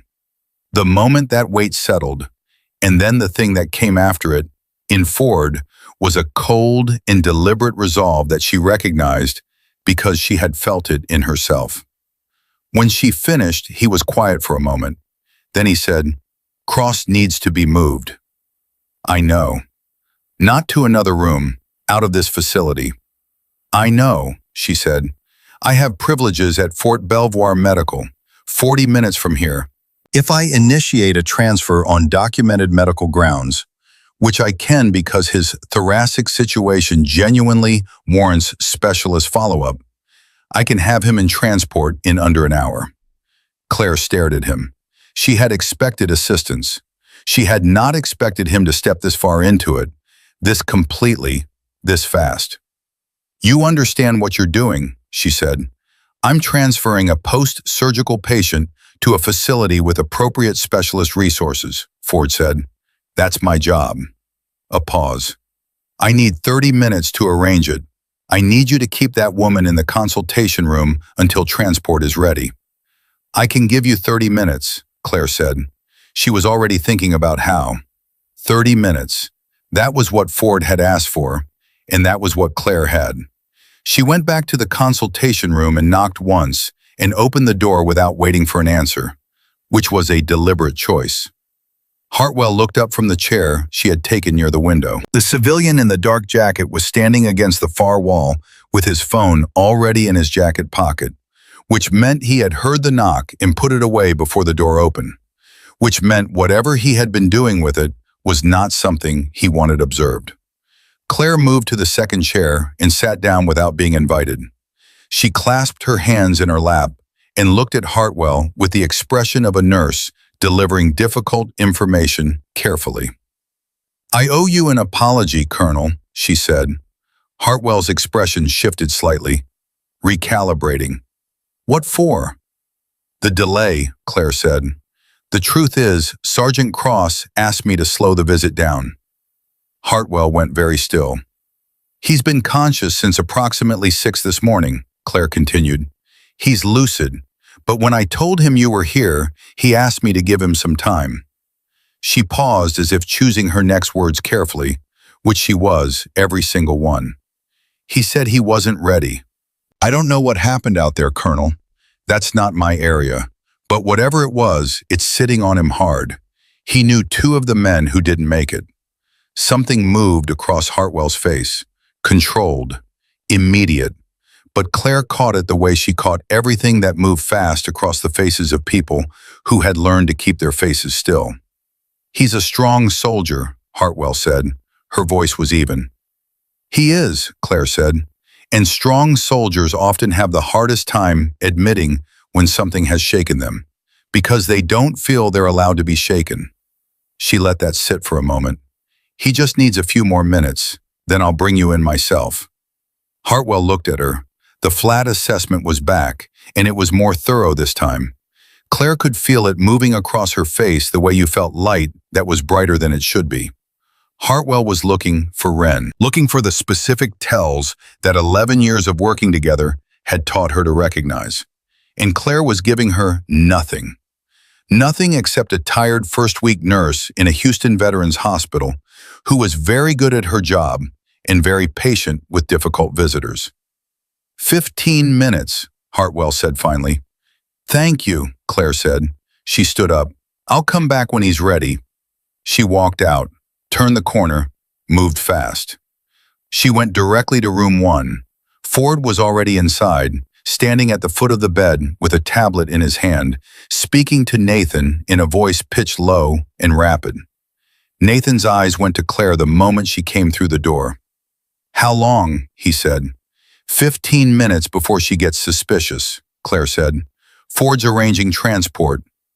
"Fort Belvoir," Ford said. "I have a thoracic colleague there, Dr. Raymond Anand. Transfer documentation is being drafted right now." He looked at Nathan. Can you tolerate a 40-minute road transport in your current condition? Nathan looked at Claire. His pressure is holding, she said. The chest tube sites are stable. If we secure the drainage system for transport and keep him flat, the risk is manageable. Define manageable, Nathan said. Better than the alternative, she said. He held her gaze. Then he said, do it. Ford left the room at a pace that was brisk without being a run. Claire began the preparation immediately, checking the drainage system, securing the IV lines, calculating what he would need for 40 minutes in motion. The civilian with Hartwell, Nathan said while she worked. Dark jacket, he's not active military. No, Claire said. His posture is wrong for it, Nathan said. But he's been trained. The way he held that wall, the way he watched the door. He paused. He's a private asset, which means Hartwell brought a resource that doesn't appear in any official report. Claire absorbed this without slowing her hands. Which means she's not operating through official channels, she said. Which means she's scared, Nathan said. Something hardened in his voice. Men like her only go private when they're scared. She knows I know. She doesn't know how much, Claire said. She's going to assume the worst, he said, which is correct. Which is correct, she agreed. The door opened and Marcus walked in. He looked at what Claire was doing with the IV lines and the drainage system and the specific arrangement of monitoring equipment that said, patient being prepared for transport, and his face moved through several expressions before settling on one that was a question with its mouth closed. I need your help, Claire said. I figured, he said. I need you to go to the consultation room at the end of the hall and tell the colonel that Dr. Ford has asked her to come to the second floor to review some of Cross's admission documentation. Administrative requirement for military patients. She held his gaze. It's not real. I need 6 more minutes. Marcus looked at her, looked at Nathan in the bed, looked back at her. I told you I'd have an explanation by noon, she said. It's 9:17, he said. I know, she said. A silence that lasted 3 seconds. Then Marcus straightened his shoulders, adjusted his badge, and walked out the door with the unhurried professional stride of a man delivering routine information, which was exactly what it needed to look like. Claire exhaled once and kept working. You trust him, Nathan said. I trust what I've seen, she said, which is enough. A pause. Lena. She stopped. He had not used her old name. He had used the name before the name that existed in no file anywhere. Don't, she said. I need to say something. Say it fast, she said. She did not stop moving her hands. Whatever happens after Fort Belvoir, he said, whatever happens after the investigation and the lawyers and all of it, I need you to know that I looked for you. After you walked, I looked for 3 months before the program shut me out. She kept her eyes on the drainage line. I know, she said quietly. How? Because you're predictable when you care about something, she said, and because Carol Sims told me, 6 months after. He was quiet for a moment. She wasn't supposed to tell you that. No, Claire said, she wasn't. Ford appeared at the glass and held up one hand, fingers spread. 5 minutes. Claire looked at Nathan. When the transport team comes, you let them work. You don't sit up. You don't argue about the position. You don't pull at anything. I know how to be a patient, he said. You absolutely do not, she said. The corner of his mouth moved. Brief, quickly suppressed. And it did something to her chest that she noted and did not examine. She secured the last line and stepped back and looked at him and all of the equipment and all of the work and the chest that was breathing on its own when it had not been supposed to breathe again at all. What happens after Fort Belvoir? Nathan said. One thing at a time, she said. That's not an answer. It's the only one I have right now. She looked at him directly. What happens after Fort Belvoir is that you get completely better. And then what happens is we figure out the rest. together. He looked at her for a long moment. The gray-brown eyes that she had spent 3 years not thinking about were very clear in the flat institutional light. Together, he said. Not a question, not a confirmation, just the word, placed carefully in the space between them, where it could be examined from both sides. Yes, she said, together. The transport team arrived, and the room filled with efficient, purposeful motion. Nathan was moved from the bed to the gurney with careful precision, and the equipment was transferred with the focused attention of people who understood that the cargo mattered. In the consultation room 40 feet away, Marcus was running out of non-existent paperwork.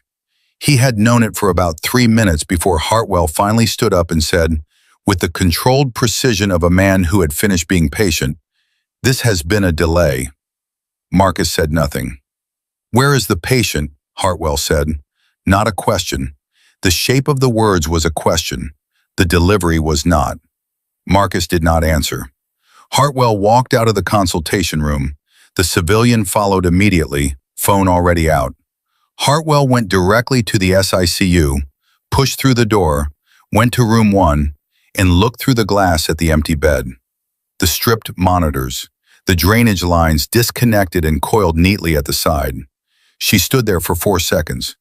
Then she turned to the nurse at the station, a day shift nurse who had wide eyes and the expression of someone who very much did not want to be part of whatever was happening. "Where is the patient from room 1?" Hartwell said. "He was transferred," the nurse said. "Medical transfer, about 12 minutes ago." "To where?" Ford said. "That would be in my documentation." He was standing at the entrance to the SICU, coat on, tablet under his arm, with the expression of a man who had arrived exactly where he intended to be, at exactly the time he intended to arrive. He looked at Hartwell the way he had looked at her 40 minutes earlier. Level. Unmoved. The full weight of 30 years of medical authority without an ounce of performance in it. "Fort Belvoir Medical Center," Ford said. "Specialist thoracic follow-up. Documented, authorized, and entirely appropriate to his clinical presentation." He held up the tablet. "Would you like a copy of the transfer paperwork?" Hartwell's face did something that started as anger and was controlled into something colder and more contained. She looked at Ford for a long moment. Then she looked at the civilian, who gave a small shake of his head that meant the transport vehicle was not yet trackable, or was already past the immediate perimeter, or both. "This is not over," Hartwell said. Not to Ford specifically, to the room, to the situation, to whatever invisible audience people like her always seemed to be performing for. Ford said nothing. Hartwell left. The civilian left. The elevator doors opened and closed, and the SICU settled back into the quiet of a space from which something urgent had just departed. Ford stood at the entrance for another moment. Then he walked to the nurse's station, picked up the desk phone, and dialed a number that was not in the hospital's standard directory. He waited through 3 rings. When someone answered, he said, "This is Dr. Alan Ford at Riverside Veterans Medical Center. I need to speak with the Inspector General's office for the Department of Defense. I have documented material regarding a potential compromise of classified operational intelligence, and I am prepared to provide it in full." A pause. "Yes," he said. "I'll hold." He held. Inside the transport vehicle on the interstate, 38 miles outside the hospital, Claire's phone vibrated. She looked at the screen. A text from a number she had sent a message to at 7:15 that morning. A number she had reconstructed from memory after 3 years of not needing it. A number that belonged to a woman named Carol Sims, who worked in a building in Arlington that had no public address and had known Claire by a different name in a different life. The text said 2 words, received, moving, then a third word after a pause, stay. "Good news or bad news?" Nathan said. He had been watching her face. "Good news," she said. "Someone is moving." "Who?" "Someone who can move faster than Hartwell through channels she can't control." Claire said. Someone who has been waiting for a reason. She looked at him. Your report, the one you filed before you got on the transport, who received it? IG's office directly, he said. I bypassed the standard chain. I wasn't sure why at the time. Instinct. Good instinct, she said. Outside the vehicle, the highway moved past. Torres was in the front, separated by the partition. The respiratory technician was making small adjustments to the oxygen flow with the professional quiet of someone who understood the difference between a conversation and a briefing. The monitoring equipment clipped to the side pole read Nathan's vitals in clean, steady numbers. Blood pressure, 98/63. Heart rate, 71. Oxygen, 94 and climbing. Your report is the foundation, Claire said quietly. What I pulled from the terminal this morning is the structure. Together, they're enough. Enough for what exactly? Nathan said. Enough to make what Hartwell did undeniable, she said. Enough that even the people who would normally protect someone at her level cannot protect her from this. Because the evidence doesn't come from one source that can be discredited.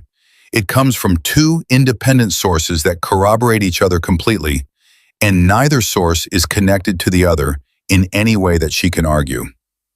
Nathan was quiet for a moment. Then he said, Marcus Tillman, Danny Osei, Kevin Reyes.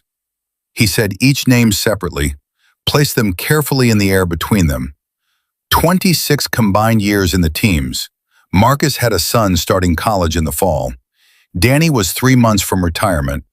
His jaw set. This has to be for them. Not for the system. Not for the record. For them. It is, Claire said. I promise you it is. Fort Belvoir Medical Center received them with the brisk efficiency of a military hospital that had been pre-notified and had its resources arranged accordingly. Ford's colleague, Dr. Raymond Anand, met them at intake.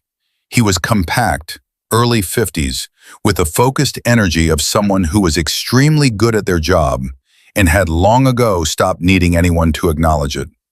He took over Nathan's medical management immediately, and Claire stepped back to let him work.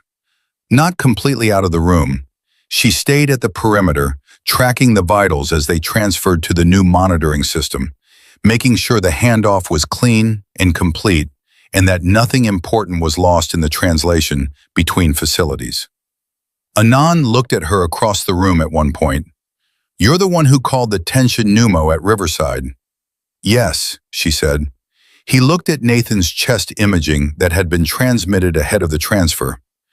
Textbook call, he said. 20 more minutes in tension, and we would be having a very different conversation.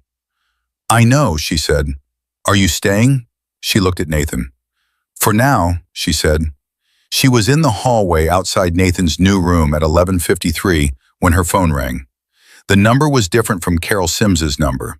It was a number she did not recognize, which in her previous life had been a perfectly ordinary thing, and which now made her stand very still in the hallway and breathe once before she answered. Mercer, she said. Miss Mercer. The voice on the other end was a woman's. Measured. Precise. The specific quality of someone accustomed to conducting important conversations in tones that gave nothing away to anyone who might be listening.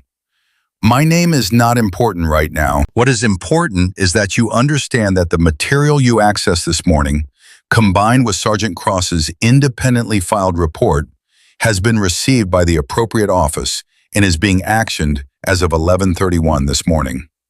How fast, Claire said. Fast, the woman said.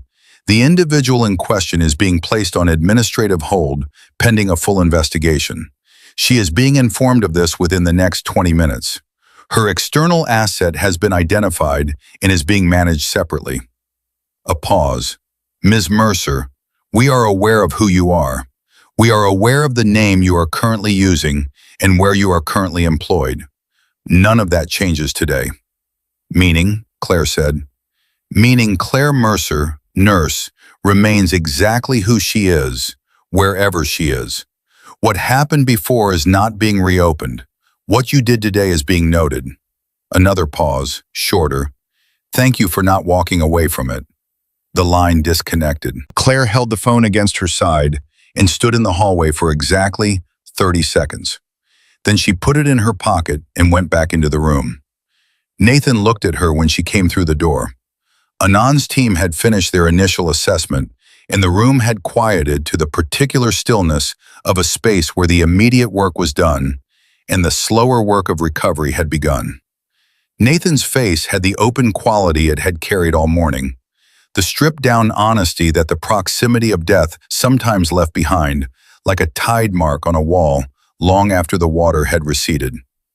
"Well," he said. "It's moving," she said. "Fast." He read her face. "Hartwell.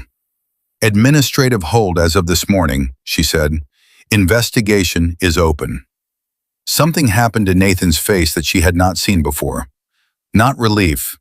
Relief was too clean a word for what moved across his features in the seconds after she said it.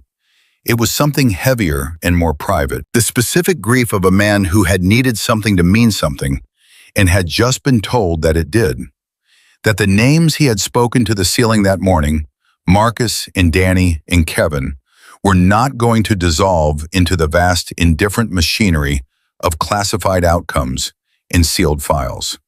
That someone was going to answer for them. His jaw worked once. He pressed his lips together. His right hand gripped the bedrail. He said nothing for almost a full minute. Then very quietly he said, "Okay." Just that. Just okay. The word carrying everything that could not be said cleanly and everything that did not need to be said at all. "Okay," Claire said back. She sat in the chair beside the bed. The monitors beeped. The room was quiet in the way of a place where the immediate storm had moved past, and what remained was the slower, less dramatic, more demanding work of putting things back together. Her phone rang again. Ford's number this time. She stepped into the hallway. "I spoke with the IG's office," Ford said. His voice was steady in the way it was always steady. "They received my submission. They're opening a formal inquiry." "I know," she said. "I heard from a separate contact about 40 minutes ago. It's moving." A pause. "You have contacts," he said. "I had contacts," she said carefully. "Some of them appear to still be operational." "Lena," he said. She went still. He said it again. "Lena, that's the name, isn't it? The real one." She said nothing for a moment. "Does it matter?" she said finally. "Not to me," he said. "Not professionally." He paused. "Priya asked me this morning if you were some kind of government agent." Claire almost laughed. "What did you tell her?" "I told her you were a very good nurse," he said, "which is not a lie." "No," she said, "it's not." "Get back when you can," he said. "The ER misses bodies." "I'll be back tomorrow morning," she said. 7 o'clock, he said. 7 o'clock, she confirmed. She put the phone away and stood in the hallway with her back against the wall and her eyes on the ceiling. She closed them. She let herself feel, for exactly the amount of time she could afford, the full weight of the last 29 hours. The radio crackling on the ground floor, the man on the gurney, the needle in her hand and the hiss of air, and the monitor climbing back from its terrible low point. The two call signs whispered into the dark, the hand that had found hers in the quiet hours before dawn, the distribution list in the key card, and Ford picking up the phone in the early morning, Marcus straightening his shoulders and walking down the hall without asking for more than she had given him. The three names Nathan had spoken to the ceiling with his hand gripped around the bedrail. She let all of it exist fully for the time she had. Then she opened her eyes. She straightened. She walked back into the room. Nathan was dozing in the thin, exhausted sleep of someone whose body had finally outpaced their mind's ability to keep fighting it. His breathing was even. His right hand lay loose and open on the sheet. She stood at the foot of the bed and looked at him. She looked at the monitors reading out his life in clean, uncomplicated numbers. She looked at the chest that was rising and falling under the hospital gown with the steady, stubborn insistence of a body that had refused at every available moment to stop. She thought about what Ford had said. Not a lie. She was a very good nurse. She was also, and would always be, something older and harder and more precise than that. A thing she had tried to put down and found she could not fully set aside because it was not a role she had worn, but a thing she had become through years of decisions and the specific education of staying alive in places where staying alive required every version of yourself you had ever been. She had not asked for yesterday. She had walked through the doors of Riverside Veterans Medical Center 6 minutes early with her bag on her shoulder and her intentions squared solidly towards something quiet and controlled and small. And the world had looked at that intention and made other arrangements. She was done being surprised by that. She was done apologizing to the quiet for what she was. She pulled the chair close and sat down beside the bed. She was still there at 2 o'clock, still there at 3. The afternoon moved around the hospital in its slow, indifferent way, and inside room 1 at Fort Belvoir Medical Center, Claire Mercer sat beside the man she had spent 3 years not allowing herself to think about, and watched the monitors count out his heartbeats one by one, each one steady, each one stubborn, each one a small and private argument against every force that had tried to stop them.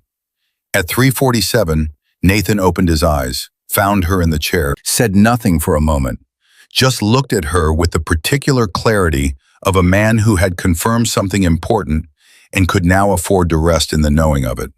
Then he said, "You're still here."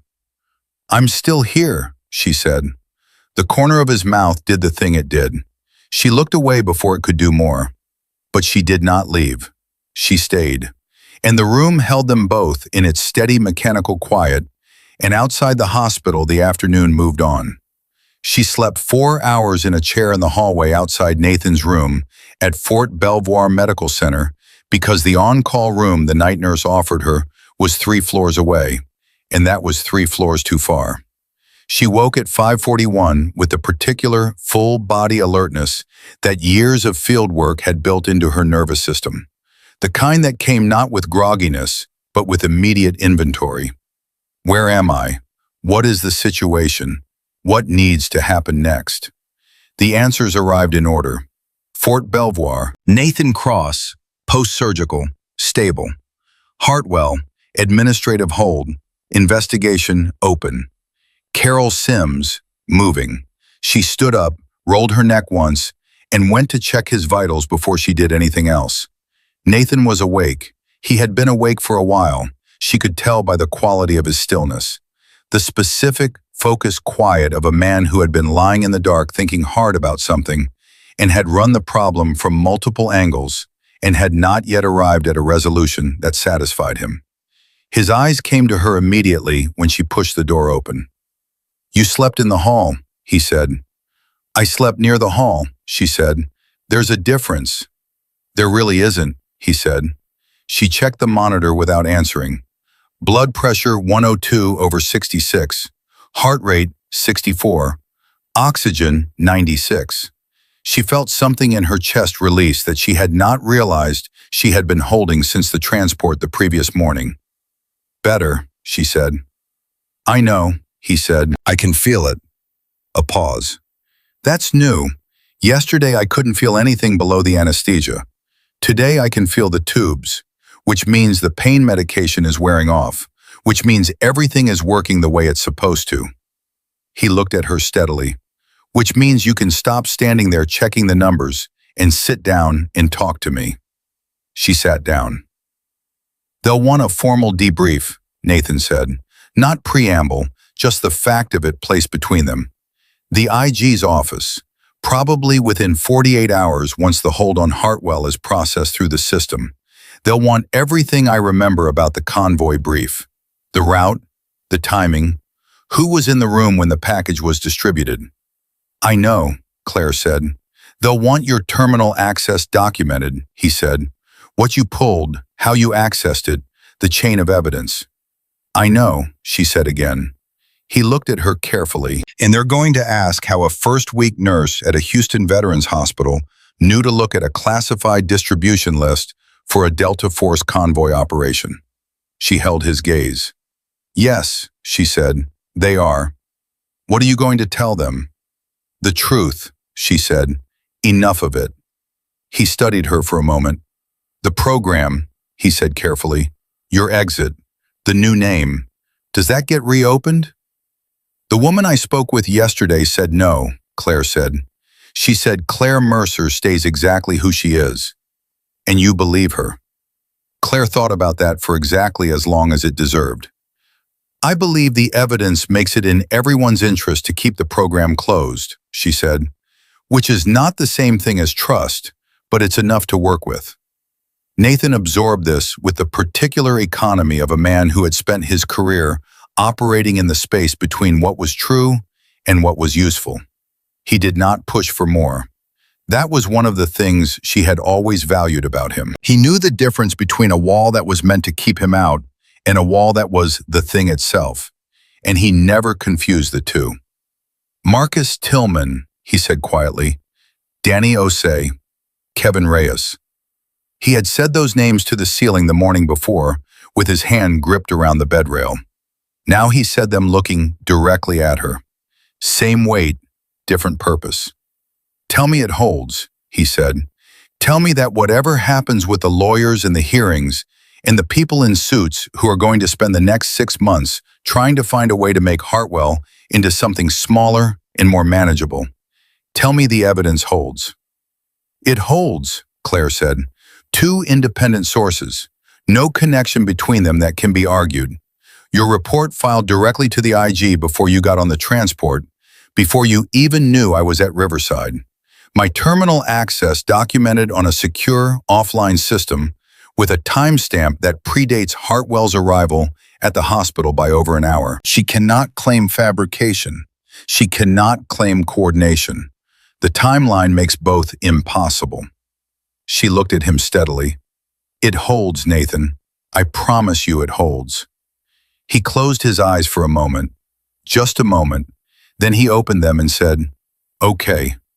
The same word he had said the afternoon before, carrying the same freight. And she understood that for him, okay was not a small word. It was the word he used when something was too large for any other word to carry without breaking. Dr. Anand came in at 7 on the dot with a resident behind him and the brisk, no-ceremony efficiency of a man whose schedule did not accommodate delays. He checked the drainage output, reviewed the overnight vitals, pressed 2 fingers against the surgical site with a focused attention that made Nathan's jaw tighten, but which Anand performed without apology, because apology was not what the situation required. Pressure is improved, Anand said. Drainage is reducing. The lung is re-expanding on schedule. He looked at Claire. Your call on the tension pneumo bought him this. He said it not as a compliment, but as a clinical fact, which somehow made it more meaningful.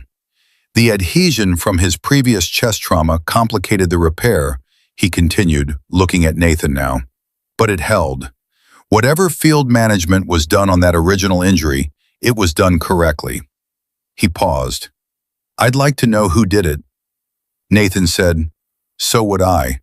He did not look at Claire. Claire did not look at him. Anand looked between them once with the expression of a man who had decided this was not his question to ask, and moved on. When Anand left, Nathan said quietly, you did it. The field management on the original injury, she said. Yes, he stared at her. That was 3 years ago. Syrian border. You were already supposed to be out. I was in transit, she said. Your team's bird went down 40 miles from my extraction point. I had a field kit in 6 hours before my ride. His jaw tightened. You never told me. You were unconscious for most of it, she said. And afterward you were classified, and I was already gone. He said nothing for a long moment. You saved my life twice, he said. The math on that is starting to feel uneven. You can make it up to me, she said. How? Get better, she said, completely, without argument. Her phone rang at 8:19. The number was Carol Sims's number, and she stepped into the hallway to answer it. "It's done," Carol said. "Hartwell was formally placed under federal investigation at 0700 this morning. Her security access has been suspended. Her external asset was picked up in a parking garage in Alexandria at 0645. A pause that was not casual. Carol Sims did not do casual pauses. "There are developments you need to be aware of." "Tell me," Claire said. The civilian who accompanied Hartwell to Riverside yesterday was carrying documentation, specifically documentation related to operational assets who had exited the program over the past 4 years. Your exit package was in it. Claire was very still. "He had my current identity," she said. It was not a question. "He had your current identity," Carol confirmed. "However, that documentation is now in federal custody and is being sealed under national security privilege. The contents will not be part of any public proceeding. Your name, your current name, will not appear in any filing." Another pause. The individual he was reporting to was not Hartwell. Claire's hand tightened on the phone. "Who?" she said. Carol said a name. It was not a name Claire recognized, and it was not a name she had seen on the distribution list. It was a name that existed one level above Hartwell, in a stratum of the system that did not appear on organizational charts, and that made decisions through mechanisms that did not generate paper trails. A name that meant Hartwell had not been acting alone. A name that meant the problem was larger than the convoy.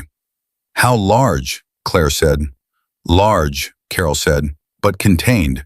The second name is also in federal custody as of 0730, both of them, at the same time, before either one knew the other had been picked up." Claire leaned against the wall and let out one slow breath. "Your report from the terminal," Carol said, "combined with Cross's direct filing to the IG, triggered a review of 4 other operations over the past 18 months. 3 of them show the same distribution signature as the convoy, same leak point, same timing precision." "How many people?" Claire said quietly. 14 confirmed casualties across the 4 operations, Carol said, "possibly more." The hallway was very quiet. 14 names. 14 people who had gone out on missions with routes and timings and team compositions that someone had already sold. 14 people who had not come back. And behind all of it, 2 names in federal custody who had spent 18 months making those decisions from the safety of offices with flags in the corners and photographs on the walls. "Will it hold?" Claire said. "It will hold," Carol said. "Cross's testimony will be requested within 72 hours. Keep him alive long enough to give it." "That was already the plan," Claire said. She heard something that was almost a smile in Carol Sims's voice.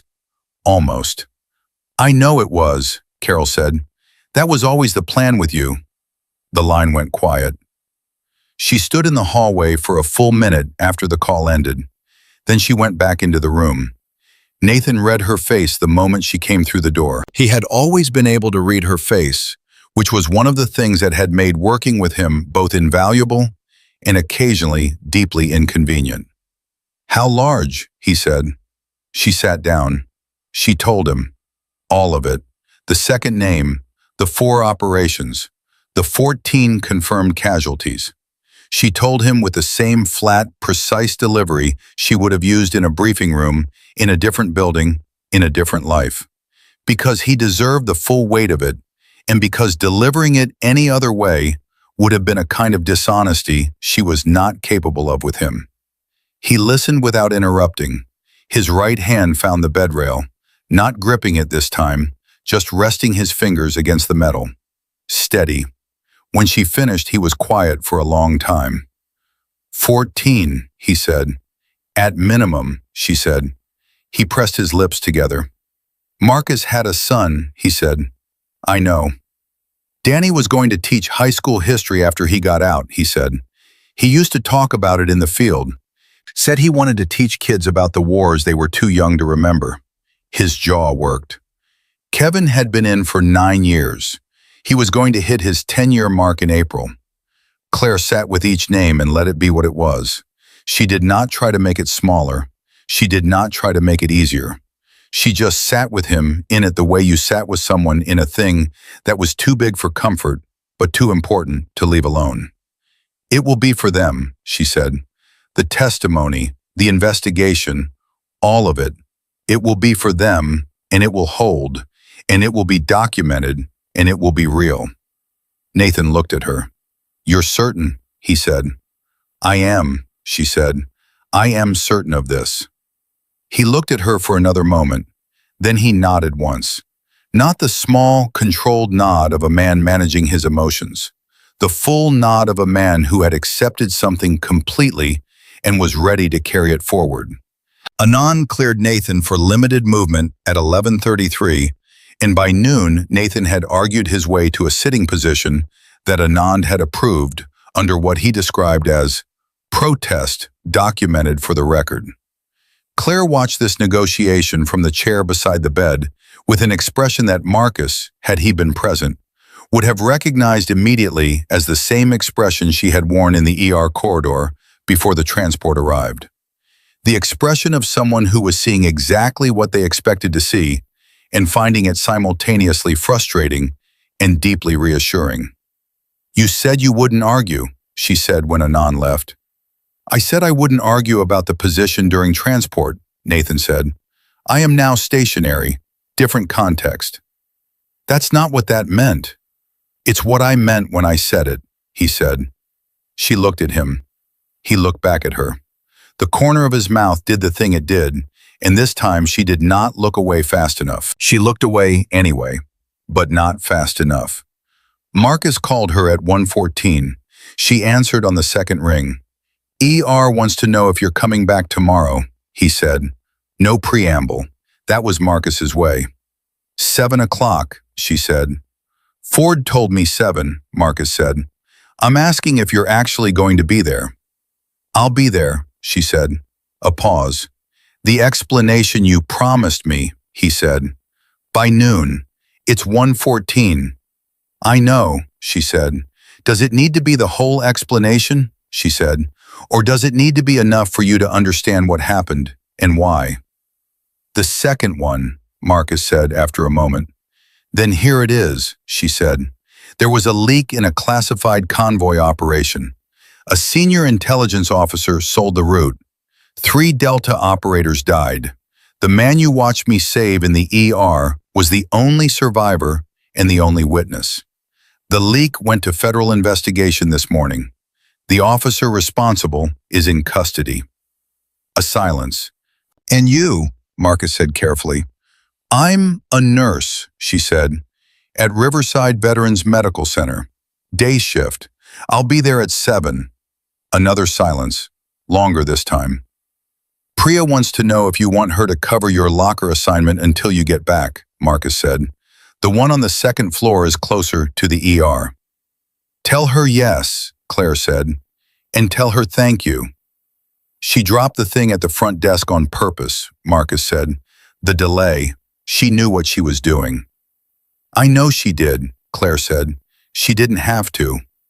No, Marcus said. She didn't. He hung up. Claire held the phone for a moment, then she put it away. Nathan was looking at the ceiling when she came back into the room after the call. The particular quality of his stillness had shifted. Not processing anymore. Something quieter than that. Something that had found a resting point. What happens now? He said when she sat down. For you specifically. I go back to Riverside tomorrow morning, she said, at 7. And after the testimony, he said, after the investigation. Same answer, she said. I go to work. He turned his head toward her. Ren, he said. The name landed differently this time. Not a test of reality, not a question, just the name itself, the real one, used by the one person in the world who had earned the right to use it. That's not who I am anymore, she said. It's part of who you are, he said. There's a difference. She looked at him. What happens to us, he said, not elaborating, not making it smaller by explaining it, just the question, placed directly between them, where it had been building for 3 years and 2 days, and the better part of one very long night in a hospital room in Houston. She looked at her hands, looked at the monitor, looked at him. "You get better," she said, "completely. No shortcuts, no arguing with Anand about positions." "Done," he said. "You finish your testimony," she said. "Everything. All 4 operations, all 18 months, every detail you can document." "Done," he said. "And then," she said, "you call me. Not the program number, not a relay, my number. The one on my badge at Riverside Veterans Medical Center." He held her gaze. "And you answer," he said. "I answer," she said. The room was quiet for a moment. The monitors beeped on, steady and indifferent, and deeply reassuring. Nathan looked at her with the gray-brown eyes that she had spent 3 years constructing a very deliberate distance from, and which had, in the space of 36 hours, closed that distance entirely through the simple force of still being alive. "You called my sign," he said, "in the ER, when everyone in that room was preparing to let me go." "I called your sign," she said. "And you came back," he said. "You came back first," she said. "You always come back first. That's the thing about you that I could never figure out how to account for." His jaw moved, something in his throat. He looked at the ceiling briefly, then back at her. "That's the most you have ever said to me about any of it," he said. "I know," she said. "Don't push your luck." The corner of his mouth did the thing it did. She let it this time. She let herself look at it and let herself feel what it did to her chest. And she did not file it away or compress it or redirect it into something more manageable. She just felt it, completely, for as long as she could afford, which was, she found, longer than she had expected, which was something. She left Fort Belvoir at 4:58 in the afternoon. She had arranged a ride with Torres, the transport paramedic, who was heading back toward Houston on a return run and who did not ask questions about anything, which she appreciated more than she could have easily explained. She stood beside Nathan's bed for a moment before she left. She checked the monitor one final time. Blood pressure 106/68, heart rate 62, oxygen 97. "Those are good numbers," she said. "I know," he said. "Go," he said. "I'll be here." "You better be," she said. She looked at him for one more moment. His hand lay open on the sheet, the burn scar behind his ear catching the flat afternoon light, and he looked like a man who had been to the edge of a very deep place and come back from it with something he had not had before. She could not name the thing exactly, but she recognized it because she had felt it begin to grow in herself somewhere in the last 36 hours. The specific, stubborn, clear-eyed knowledge that the life you had built and the person you actually were did not have to be 2 separate things. That you could be both at once. All of it, all at once, without apology. She walked out. She was at Riverside Veterans Medical Center at 6:54 the following morning. 6 minutes early, bag on her shoulder, badge clipped. She walked through the sliding glass doors without pausing at the photographs of decorated veterans lining the corridor walls, and went straight to the nurse's station on the ground floor. Priya looked up from behind the desk and said, "You're back." "I said I would be," Claire said. Priya slid a fresh lanyard across the counter. "Ford wants you in the ER at 7 sharp. He said, and I am quoting him directly, 'I don't run a department on sentiment.'" "That means he's glad I'm back," Claire said. "That is exactly what that means," Priya said. Claire took the lanyard and clipped it on and went to find her locker. Marcus was in the corridor outside the ER when she came through. He looked at her the way he had looked at her on that first morning, careful and measuring. Then he uncrossed his arms and fell into step beside her. 7 o'clock, he said. 7 o'clock, she said. He nodded once and kept walking. Ford was already in the trauma bay when she arrived. He did not look up from the chart in his hand. He said, "Mercer." She said, "Dr. Ford." He said, We have a rollover casualty coming in from the base. ETA 6 minutes. You're on my team. She said, understood. He still did not look up, but the set of his shoulders shifted slightly. The particular release of a man who had been carrying something and had just put it down in the right place. Good call on the pneumo, he said again. Same words as before, different weight. Yesterday and all the days before it, he said. Then he looked up. Don't make me say it a third time. Wouldn't dream of it, she said. The radio crackled. The ER shifted into motion around them. Claire moved into it the way she always moved into it, quiet and efficient and precisely where she needed to be. She was a nurse at Riverside Veterans Medical Center.